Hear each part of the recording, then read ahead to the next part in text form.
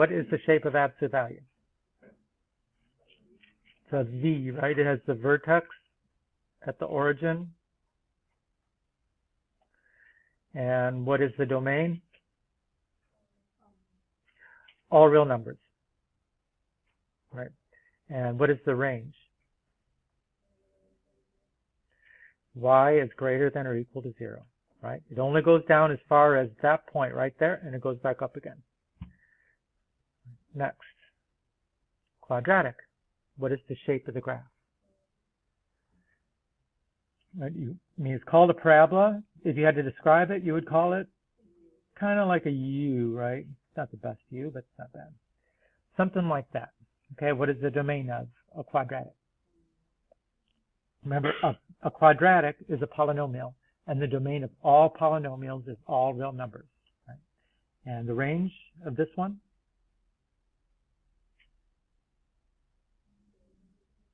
Greater than or equal to 0. I mean, you should be able to tell that just looking at the graph instantly. You see it goes down that far, it goes back up again. So on the y-axis, how far down did it go? 0. Okay. Next, square root. Right? What is the domain of a square root function? Can you plug in anything to the square root? Yeah, you can't, right? You can only take the square root of positive numbers or 0, which means this graph has to start at x equals 0. And where does it go from there? It goes into the first quadrant like that.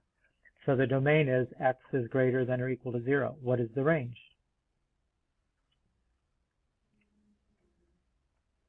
Y is greater than or equal to 0, right? It starts at this point and it just goes up from there. Okay, next. The cubed root function. So, I mean, in terms of radical functions, the only two that we looked at the graphs were square root and cubed root. And a cubed root looks kind of like a S, like that. And again, it's a, what would you say is the domain of that? I mean, it's going infinitely to the left, infinitely to the right, all real numbers. And the range is all real numbers. I mean, it's kind of, it doesn't flatten out, but it's going up slowly because for every x value you put in, you're taking the cubed root of it. Of course, that makes a much smaller number when you do that. But it does keep increasing. The bigger x gets, the bigger this cubed root of x gets. Okay, next. Exponential growth. Let's say 2 to the x, right? First, it has an asymptote, which is a dashed line on the graph that the graph of the function will approach, but it will not touch. It has a y-intercept of 1, and the shape is like that. So what is the domain of an exponential growth? All real numbers, right? These arrows are going infinitely to the left, infinitely to the right, all real numbers. You know, sometimes when you look at the graph, it may not look like that, you know, just because we have a limited screen and you just see the things, you know, veering off so sharply up that maybe you think maybe there's some limiting value there. So you kind of have to know, no, it goes on forever. I mean, the key thing here is there any x value that you would plug in and then it would cause some kind of issue like a divide by 0 or square root of a negative? And the answer is no, right? I mean, I can take 2 to any power. I'll get really big numbers, but I can just keep going. So all real numbers. Okay, what is the range of this one? Yeah, y is greater than, but not or equal to 0, because it can't touch the asymptote right there. Okay, the exponential decay. Right, what is it that makes that one growth and this one decay? No, looking at the equation there. Less than 1, right? Because the base of the exponential is less than 1, that's what makes it exponential decay. Okay, so it has a, what am I doing there? It has y-intercept of 1 again, but this time it's going the opposite direction. See if I can make it something that's okay. something like that. And the domain is still all real numbers. The range is still y is greater than 0. I'm not familiar with them doing this, but they very well could say that f of x equals 2 to the negative x. And that's the same thing, right? Because what do you do to get rid of a negative exponent? You flip it to the other side of the fraction, right? So that would give us 1 over 2 to the positive x, which is 1/2 to the x. So in this class, it seems like most of the time we do 1/2. We say that the base is less than 1. That's what makes it decay. In math analysis, I think it's more common that you would have the exponent is negative. That's what makes it decay. Now, what if you had something like this? F of x equals 1/2 to the negative x. What if the fraction was less? It was something less than 1, and it was a negative exponent. Yeah, well then, if in the end of it, that's going to make it 2 to the x. So that'd be growth. But that's just kind of a trick question. So anyway, you could have an exponential decay by having a base which is greater than 1 and a negative exponent. That would still work. Okay, logarithm. All right, now, by a logarithmic function could be a log x, which is on the front of your calculator, right? That's base 10. It could be ln of x, the natural logarithm, which is base e. It could be a log of any base, which you could find, in a couple different places in the calculator. Math, alpha window, right? But so the logarithm is the inverse of which that we already talked about. Yeah, I mean the one we draw, it's really the inverse of exponential growth. It's not decay, right? So this one has got an asymptote at x equals 0. It's got an x-intercept of 1. And the shape of the graph is something like this. Remember that this goes on forever, down, alongside that vertical asymptote. It doesn't stop. It keeps going forever. Even if the calculator makes it kind of look like it stops, it doesn't really stop. And then this out here in the first quadrant, it really does flatten out quite a bit, but it is still going up, for sure. Okay, so now what is the domain and the range of this? What does it look like the domain is? X is greater than 0, right? It can't touch x equals 0, and it's to the right of that, which means you can't take the logarithm of 0, and you can't take the logarithm of negative numbers. Okay, what is the range? And the range is all real numbers. Okay, now if I just go back 2 slides, right, it should be that the domain and range of this are just the switch of with exponential growth, right? So the domain of this one was all real numbers, and the range was y greater than 0. This one was x greater than 0, range of all real numbers. Okay, now one more function, inverse variation, y equals k over x, right? And that's the only one that we've got, which has got like more than one piece to it. These pieces are called branches. There's one branch in the third quadrant, and there's one branch in the first quadrant. Right, it's got an asymptote on the y-axis, x equals 0. It's got an asymptote on the x-axis, y equals 0. And what is the domain? X does not equal 0, right? And the range is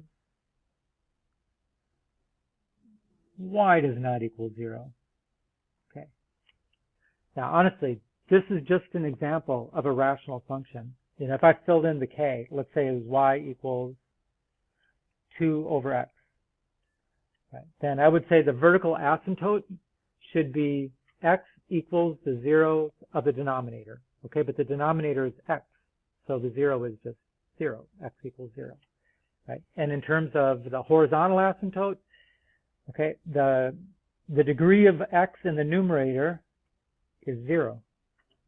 Right? That's why you don't see it, because x to the 0 is 1. And the degree of x in the denominator is 1. So the denominator has a higher degree. According to the rules for horizontal asymptotes, that means y equals 0. That's why we get those. Okay, now beyond just all the parent functions, well, beyond that, not yet. So you could take any one of those and you could transform it by multiplying by a constant, by adding and subtracting numbers inside the function and after the function. And that's why I'm just saying f of x minus h, because f means it could be any of them. It could be absolute value, it could be quadratic, it could be square root. All the transformations would work the same way. Right? What did we call it when you multiplied by a constant?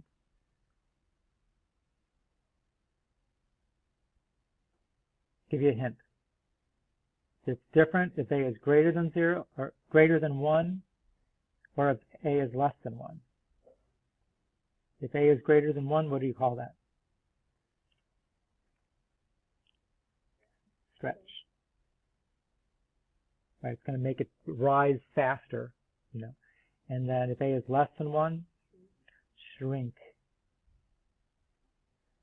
Right, and if a is less than 0, negative, what will it do to the graph of the function?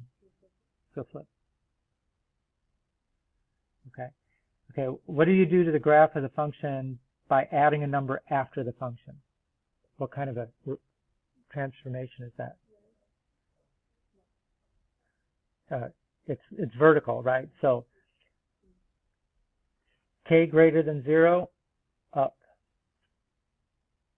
K less than 0, down.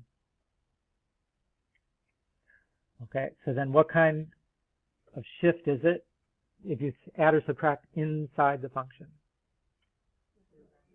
So it's going to be left or right. Okay. Now, try to keep this straight here. That when you write it like this, right, x minus h, if h is greater than 0, that means it's going to be minus something, and that means it's right. If h is less than 0, let's say h is negative 2, then it's x minus negative 2, which is like x plus 2, and it's left. And, you know, because sometimes when we look at these, we'll look at something like y equals x minus 2 squared. And we say, well, if it says minus, you go right. If it says plus, you go left, right? But if you're going to write it like x minus h, there's actually a minus which is part of the formula. So it might look like it's changing that definition, but it's not really. So that's right. Okay, so we can do all those transformations. Okay, next. Cubic. Now this is, I'm not trying to draw the parent function of a cubic because it would be too boring, right? I would like to draw something like that. Right? That's what a cubic function looks like. A cubic function could have up to how many turning points? It could have 2, right? One less than the degree, right? So turning points, I'm just going to abbreviate TP, not toilet paper. TP, less than or equal to 2. How many zeros? How many complex zeros could it have? Yeah, 3. Okay, how many real zeros does this one have? Right? Real zeros equals 3. So how many imaginary zeros does it have? None. If it has 3 zeros and all 3, you could see 3 real zeros. That means it has no imaginaries, right? Imaginary equals 0. Okay. You know, if I put the y equals x to the third, it would just go, you know, it wouldn't look like there's actually 2 turning points. It kind of is, but it doesn't really look like that. Okay, what if it looks like this?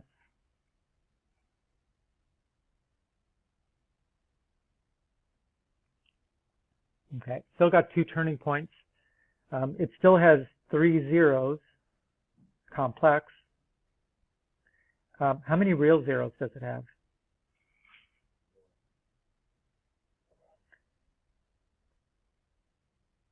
I mean, remember, a 0 is where does the graph intersect with the x-axis? I don't know how we come up with a 1. I mean, at the very least, right, there's 1 there and there's 1 there. Okay, but if there's 2 real zeros, then how many imaginary zeros is there? Okay, but that can't be because imaginary zeros always occur in pairs, right? If you get an imaginary zero, it's because of a plus or minus square root, so you're not going to get just one of those. So remember, the signature, when it just touches the x-axis and then goes back the other way, that's a double zero. So it's actually that 0, whatever it is there twice. So it's actually 1, 2, 3. So there's still 3 there. 1's a double. Okay. What if it looks like this? Right. The number of zeros is still 3. Right. How many real zeros? You definitely see the 1. And so how many imaginary zeros? And that works because that's an even number, so that makes sense. Okay. All right, so that's cubics. Right, for a quartic, which would be x to the 4th, right, that would have a shape of a graph that looks like, right, or the flip of that. How many turning points could it have? It has to be less than or equal to 3, right? Can't have more than 3. How many zeros are there, complex? 4, equal to the degree. Right. In this graph, how many real zeros are there? Right. 1, 2, 3, 4.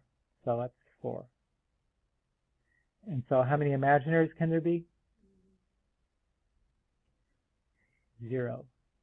Right. You got 4 zeros, they're all real because you see them right there. So there can't be any imaginaries.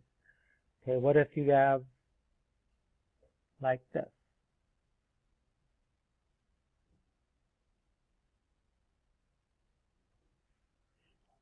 Okay, still it's a quartic, it's x to the 4th.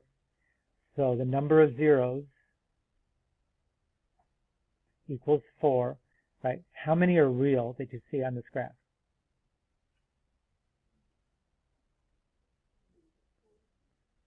Okay, you see 1, 2, and then what kind of a 0 is that? It's a double 0. So that's actually 3 and 4. So it's still 4. So the number of imaginary is 0.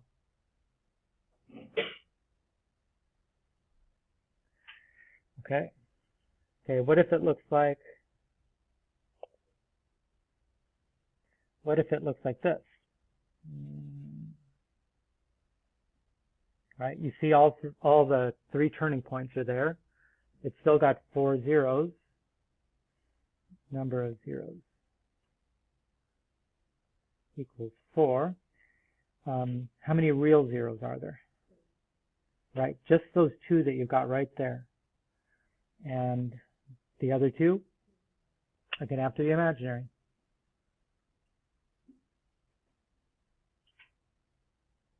Right, and that works as long as that number of imaginary is an even number, then you're pretty sure you've got it right. Okay, so just remember, the fundamental theorem of algebra says that a polynomial of degree n has n complex zeros, is exactly equal to the degree. Right? The number of imaginary zeros is even, right? And the number of real zeros is the same as the number of x-intercepts, including the double zeros. Remember, we can say something more about the imaginary zeros. They're not just an even number, they're conjugates, right? They have to be the same thing, just like a plus bi, a minus bi. They can only differ by that sign in between. Okay, so let's get on with our slides here. So this is number 28 in the SOL.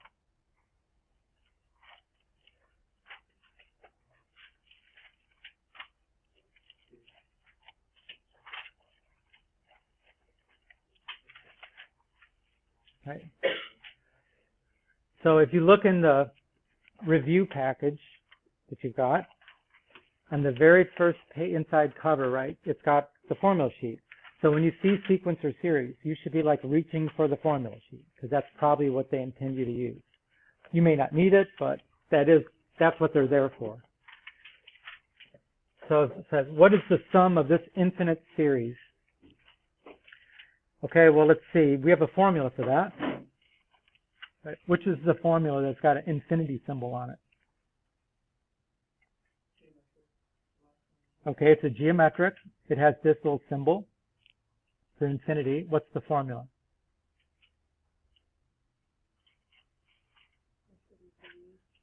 A1 over 1 minus R. Okay, what does A1 refer to? The first term. What does the R refer to? The common ratio, right? And so we need two things to plug into this formula. The first term is easy, right? There's A1. How do you figure the common ratio?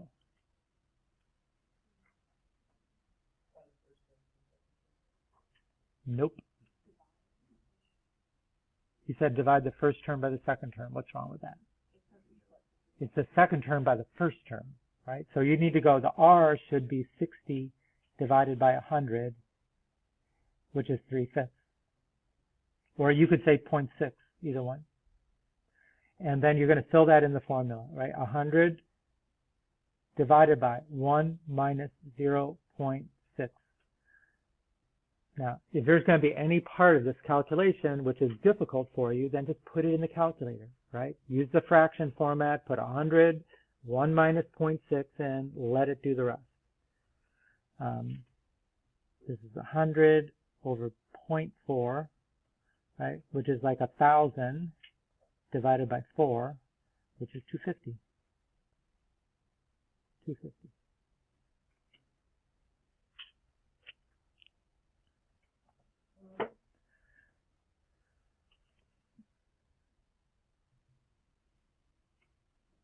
Okay. So next, number 39.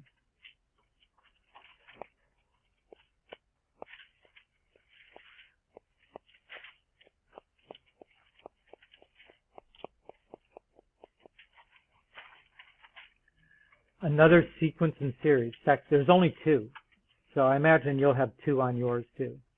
Right? So it says, what is the 14th term of the arithmetic sequence with a first term of 7 and a common difference of 10? Okay, which is the formula that tells you one term in the sequence? And this one's arithmetic. So which is the formula we use to find one term in an arithmetic sequence? The first one, and that goes like this. AN, the nth term, equals A1, the first term, plus n minus 1 times the common difference. And they told us, I mean, this is a fairly easy problem because they gave us the first term and they gave us the common difference. So we can go AN equals 7 plus n minus 1 times 10. And you can simplify that. That's AN equals 7 plus 10n minus 10. So AN equals 10n minus 3. Okay, now we need to know the 14th term. So I can say A14 equals 10 times 14 minus 3, which is 137. Now, they actually didn't ask us for a formula. So do you really have to make a formula? No, you could have at the very first step, you know, we could have filled in for the n also. We could have put a 14 here and a 14 here. And just in one step, just calculate it. You know, a lot of times at these kinds of questions, you know, you may not even find the formulas to be necessary, that you're just going to brute force it. You know, if the first term is 7, how many times are you going to add the common difference to go from the first term to the 14th term?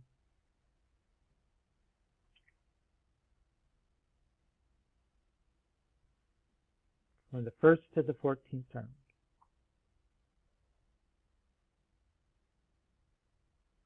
14 minus 1 is 13. Okay?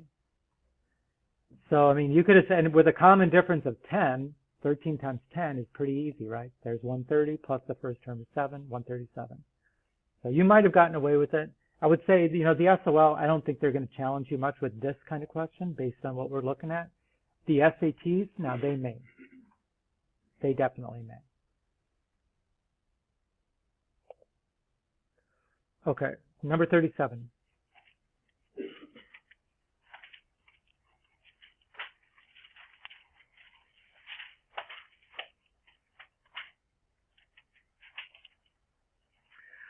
Right, the heights of a large population of ostriches are normally distributed. Which is the closest to the percentage of these heights that is within 3 standard deviations of the mean?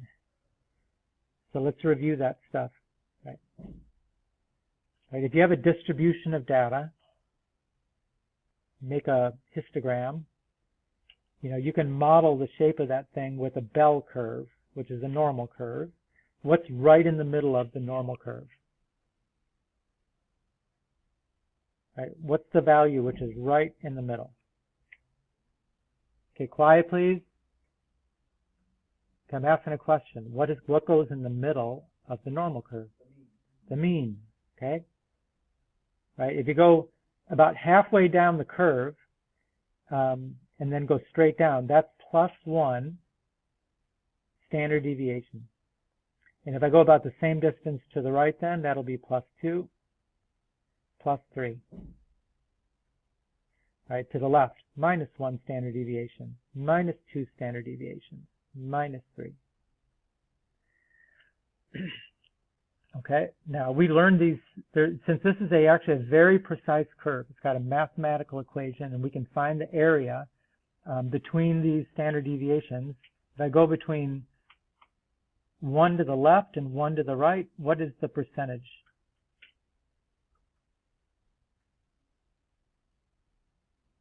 68%. So this is 68%. Okay, what is the percentage between minus 2 and plus 2?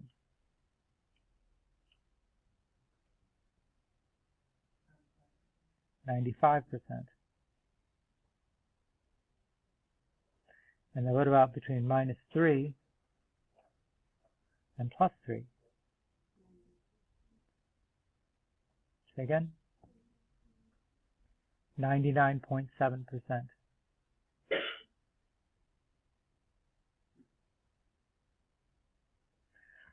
Okay. Now, if you look at these negative 3, negative 2, negative 1, and then 1, 2, 3, well, that means the mean in this case is 0. The mean, your 0 standard deviations away from the mean, right? That if you don't have data, actual data, then that's called the standard normal curve right there. And like see, in this problem, that's what they gave us. Now their question was, which is closest to the percentage within 3 standard deviations of the mean? And we just said that's 99.7, which is here. Now, how could you have your calculator tell you those numbers? If you don't remember them, I mean, you need to know how to use the calculator in case they give you something like a population with a mean and a standard deviation, and you got to find out the percentages between certain values.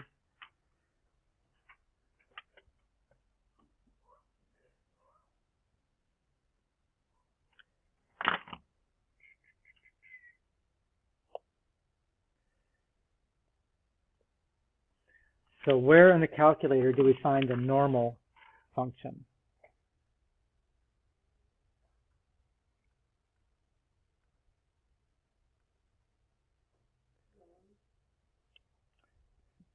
Where'd you say? Close. Second vars, right? So you have to go second vars, second vars. Okay, I see 2 normals. Which one do you use? The CDF, number 2, right? You never use the 1, you always use the 2. Okay. And then you can put in the lower and the upper, the mean and the standard deviation. Looks like I just used this calculator to do this calculation. right? So put in the -3 is the left side of the interval, the +3 is the right, the mean is 0, the standard deviation is 1, and just go through, and it'll calculate it 0.997. So there's your 99.7.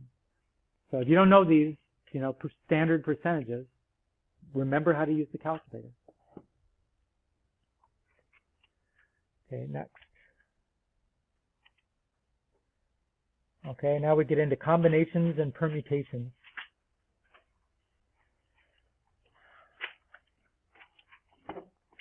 Right? How do you tell the difference between a combination and a permutation? Okay, which one does order matter? Permutation, order matters. So permutation, order matters.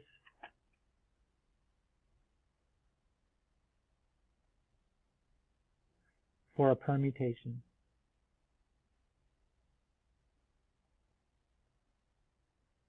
And I think if you look up in the dictionary, just an English language dictionary, permutation, it'll probably say orders. That's it. I mean, that's what it means. So let's see. They want to know which one of these situations is a combination. So order does not matter. And you read the first one. Determining how many different groups of 3 employees can be chosen from 10. Does it sound like order matters? No. So that's it. I mean, you could see what their other 3 were just to make sure, right? How many different seating charts could be made placing 7 people around a table? Does order matter? Yeah, it's kind of like the only thing that's changing there. How many different ways 8 runners can be assigned to the lanes on a track? Does order matter? Okay. So, and then determining how many different 6-letter passwords can be used using the letters in pencil. I mean, yeah, that's all you're doing is changing the order, new combination. So yeah, all 3 of these are permutations, so only the first one was a combination. Okay, next, 48.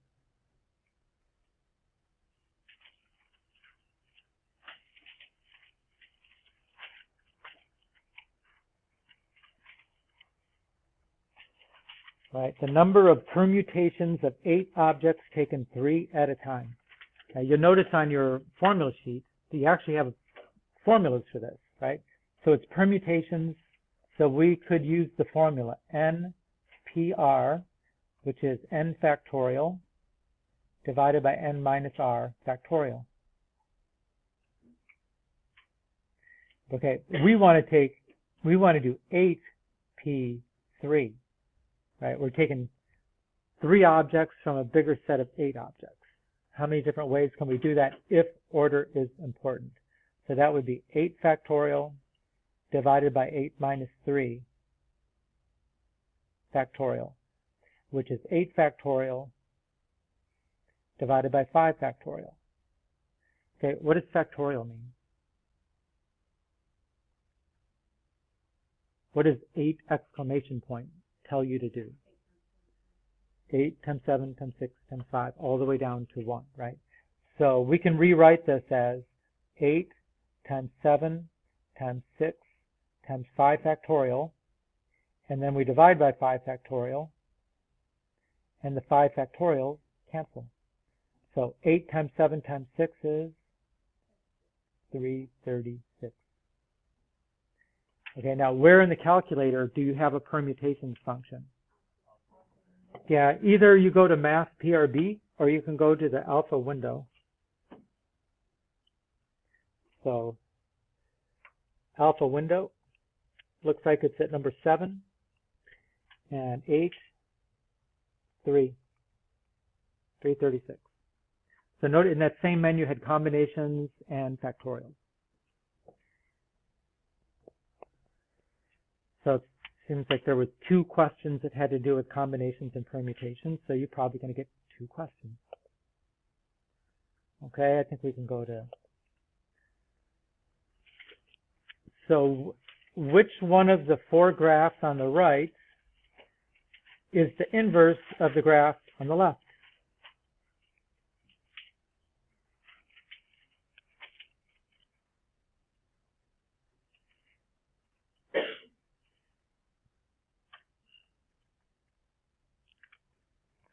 Right? How are we supposed to figure that one out?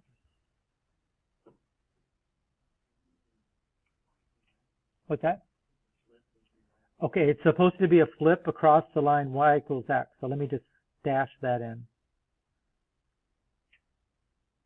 So can you tell which one of those looks like it would have been flipped across that line?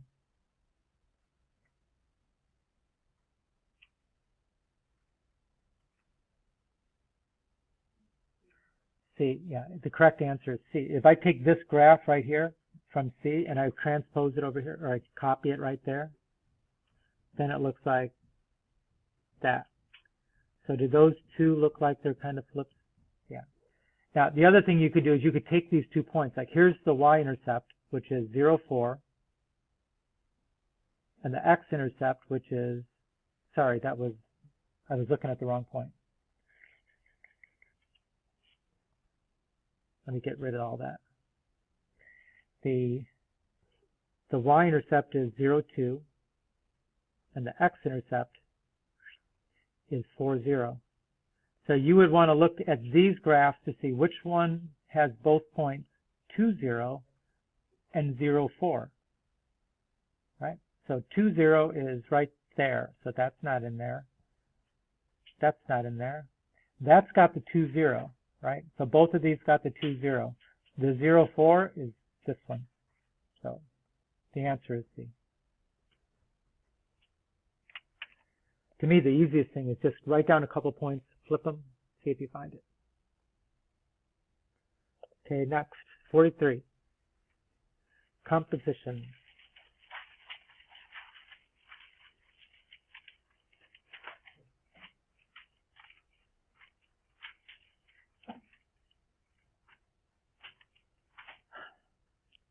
So what does it mean to say g of f of x?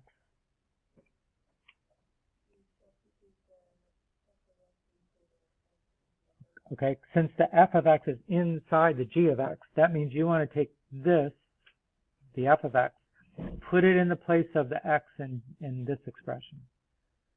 So that's going to look like g of f of x equals 6 times, parentheses, 2/3 x squared plus 1 minus 15. Now, this one I don't think is so hard to simplify, but if it was, or even if you think this is more difficult to simplify, remember you could always, at that point, store a value. You know, see which one of these here has the same value as that. And that would get you that last step of the way. You know, in the end, 6 times 2/3 is 4. Right? And 6 times 1 is 6. So this is 4x squared minus 9.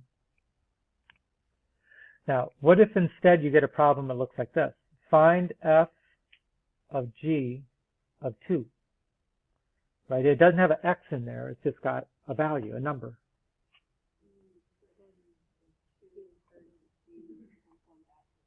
Yeah, you could, first step, you know, find g of 2. Right? G of 2 is 6 times 2 minus 15, which is negative 3. Okay, and then you can replace g of 2 with negative 3. Right? And now, if f of x equals that, and you're trying to find f of negative 3, then you plug it in. 2/3 times negative 3 squared plus 1. 9, 3, 6, 7. 7. So you can get them either way, right? You can get just the f of g of x, or it might have a number in there. Either way, you'd want to be able to do it. Okay. Okay, next. Variations. So in this class, we had 3 kinds of variations that we were responsible for. Direct. You guys got to go? What time? 1:50. I thought you said 1:15. Okay, we're going to be done by then. Direct. Inverse. And joint. Okay, the direct variation is y equals kx. y equals a constant times x. The inverse, y equals k over x. And the joint, z equals k times xy. Right? And then also combinations. You could have infinitely number of combinations of those first three. Okay, so let's see. The amount of work done when lifting an object varies jointly with the mass of the object m and the distance the object is lifted d. Which equation models this relationship? What do you think? Okay, the joint is w there, and you got the product md there, so that's the joint variation. Okay, what about letter A? What do you call it when it's k over md? Is that not joint too? Inverse? So, I mean, sometimes you'll see it written like it's inverse with the product, md. But if you said it's inverse with m and it's inverse with d, that would be okay too. Okay, and let's see, the letter B, that was a combination, right? That was direct with M and inverse with D, right? Remember, you don't ever take like the Km and think that's a joint variation, right? Because the K is a constant. It doesn't vary. And let's say letter D is direct with D, inverse with M. Next. Okay, so here's another variation. If y varies inversely with the square root of x, what is the constant of proportionality if y is 16 when x is 4? So how do I write that? Y varies inversely with the square root of x.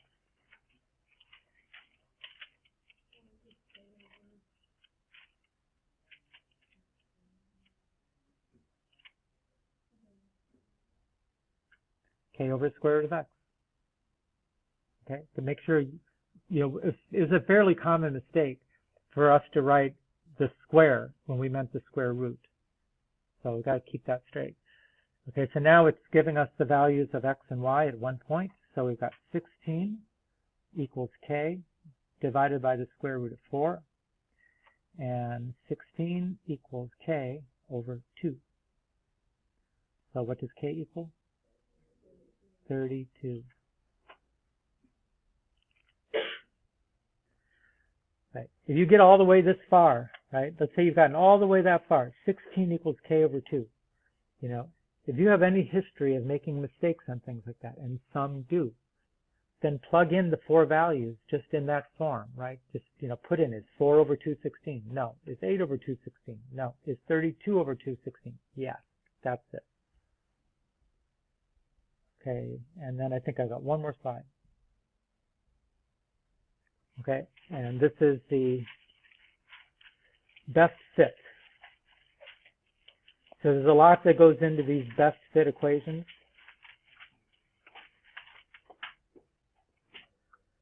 Right, in this case, Madison deposited $1,000 into a savings account that compounds interest yearly. After her initial deposit, Madison did not withdraw or deposit any money from this account. The money below shows the amount in her savings account over a period of years. Using the exponential curve of best fit, which is closest to the expected amount in the savings account 30 years after the time Madison deposited the initial $1,000? Okay, so we got to remember the steps. How do we make a best fit equation in the calculator? What do you have to do first? You got to put the values in, okay? How do you do that? Stat, edit, okay? And let's go ahead and do that. 2, 4, goes all the way up to 10, right? And then 1, 1, 2, 3, 60, 1, 2, 6, 2.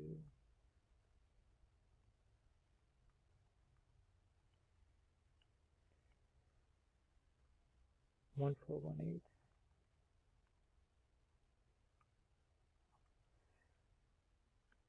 1593 and 1790. Make sure you check them, because if you put the wrong numbers in, it's obviously going to be wrong. Okay, now that I've got them in there, how do I make a best fit equation? Well, in the end, Mackenzie said we got to turn on the plotting of points. In this case, we really don't. Sometimes you will, though. How do you turn on the plotting of points? So just in case, you have to decide what kind of function you want to use. Okay, go to second y equals, and number 1, turn on the plotting of points, and then what? Zoom 9. Remember, if I just hit graph right now, zoom 6, this is a normal graph. I'm not going to see, well, I got to get right off my equation there. Y equals clear, clear. If I just do a normal graph, I'm not going to see anything because these values are like up in the thousands. So the points that have been way off the graph. You want the calculator to zoom to your points, which is zoom 9. Okay? And that does not look good. So I got to check my data. Stat edit. That first one was 1123. 1123.6. Zoom 9. Okay, that looks a little better. Now, if you were looking at that yourself, would you think that that's exponential? Or would you think it was linear? To me, it looks pretty linear, but they told us use the exponential curve of best fit. So you really didn't have to look at the data to tell this. So go ahead and do, how do I make this equation now?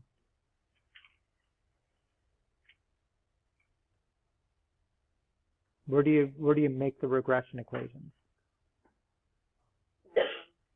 Stat, calc, and then exponential, you might have to scroll down if you don't know where it is, but it looks like it's at 0. So 0. And then it's pulling the data from list 1 and list 2, which is what we want. So it calculates, and it's telling us, right, y equals a times b to the x. That's what an exponential looks like. And it looks like it is 1,000 for the a and 1.06 for the b. So that's the equation. Now, it says, using that curve, find out how much you would have in her account after 30 years. What are you supposed to do with the 30? Plug it in, right? So you would plug it in there, right? You can go y equals 1,000 times 1.06 to the 30th. Now you could also, I personally wouldn't write it down and do that. I would let the calculator do all this for me, right? I would go to y equals, and I would have the regression equation put there. If you remember the steps, again, you don't need to remember these steps if you just want to write it down and hand plug it in. But if I'd go to, what was it again? Vars, 5 for statistics, EQ for equation, and there's our regression equation at line 1. Okay, if you want to confirm that really is yours, hit graph. Of course, at that point, you would have had to turn on the plotting of points, but it definitely looks like the right regression equation because our line is going right through all those points. Okay, so now if I want to find what is the value when x equals 30, I'm going to go to the table of values. So second table. Now 30 is not such a big number, right? I can scroll down to 30. It'll take me 5 seconds. I'll be there. What if you had to scroll to 2,000? You probably don't want to scroll to 2,000. So remember the table set is above window. And actually the easiest way to use the table set is just make it start at your number, right? Let me have it start at 30. Then when I go to the table, it's the very first number, 6743 or 5743.5. Yeah, 5743.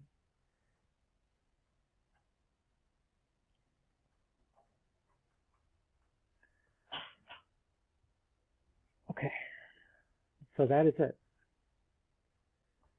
And that is the homework.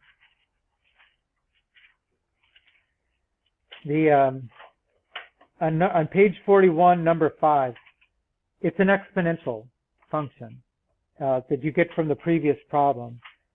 but the answer is not any one of the four that you get there.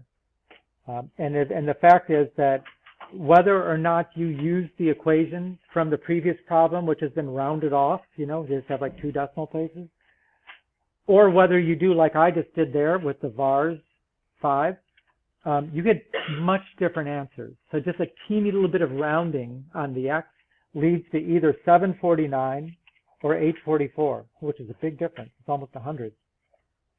But I'm pretty sure that that's correct. Okay, that's